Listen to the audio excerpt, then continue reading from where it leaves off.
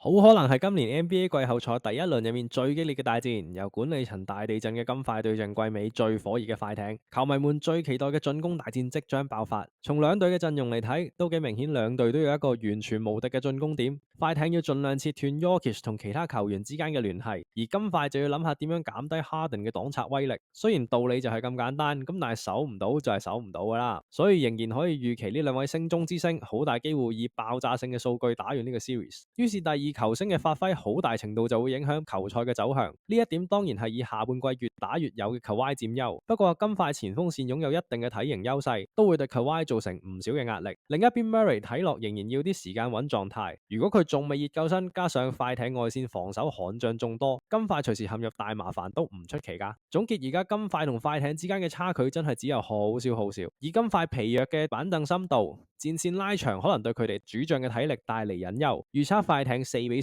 驚險晉級。